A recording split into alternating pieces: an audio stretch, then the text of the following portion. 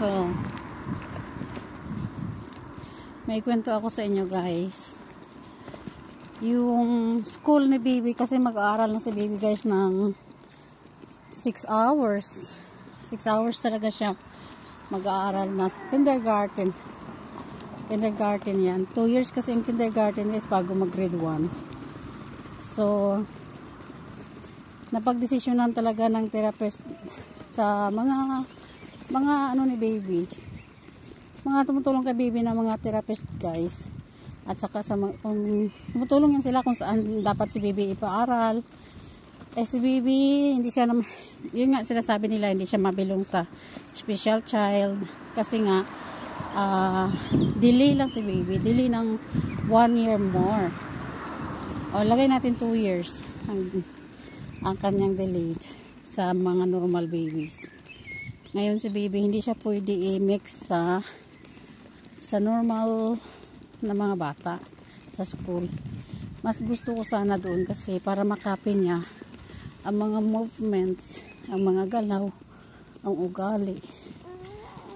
Kaso lang hindi para talaga pwede kasi kailangan niya ang therapy. Doon siya, wait lang, bigo na, malapit na tayo sa bahay. Wait lang. Na nagtago na. Hooray! Open. So wait lang, tago. Uy, sige. Okay, ang decision guys is doon sa masama sa mga preterm baby, katulad sa kanya early born. Kaso lang guys, ang ayaw ko talaga, sinabi ko talaga sa kanilang ayaw ko, isama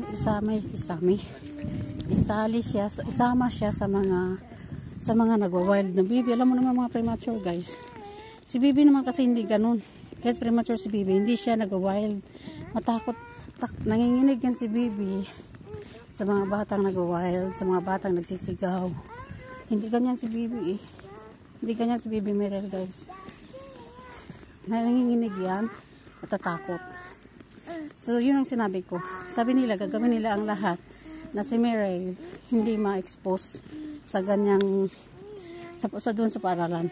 Gagawin nila ang lahat yung aking ang aking kagustuhan. Hindi, ayoko talaga siya i-mix doon guys kasi ano lang naman daw, 4 or 5 lang sila sa isang room, tapos dalawa, isang teacher at saka isang therapist nandun.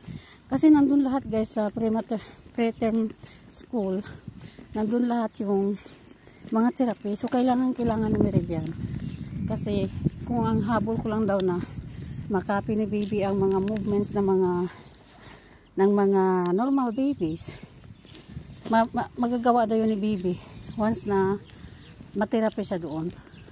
Sabi ng pinaliwanag nila sa akin. So yun,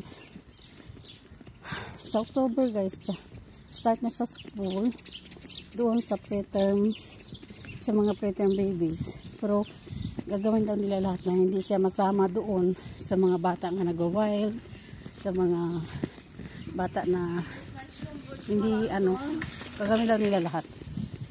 Ayun, na hindi ni baby Mirel makapi ang mga bad niya, ang ayaw ni Mirel. Gagawin daw nila lahat kasi 4 or 5 bata lang naman ang handle nila sa isang room. So 6 hours kasi yan guys, 6 hours yan. So nandun yun ang food therapy, ang kanyang brain therapy, nandun lahat yan. Kaya doon daw magsisimula talaga bago sa normal school na kindergarten. Nandun yung mga normal na mga babies. So yan, doon lang muna siya. Tapos 2 years na doon, tapos tsaka siya mag grade 1. Dito naman guys, libre lang lahat Pero pag normal babies na, ang normal babies na normal school, ay hindi puro libre. Magbabayad ka talaga ng 5 to 10,000 pesos every month. Ayan. Kaya naman kasi makatrabaho naman ako. Kaya naman kung kahit sa normal school siya ng kindergarten. Kaso lang, wala nga ang therapy doon. So, kailangan niya ang therapy. So, yun lang guys. Ang nakwento ko sa inyo. Yung isa, oh. Saan yung eyeglasses mo? Ginawa mo ng necklace. So, hello to the guys muna. Hello guys!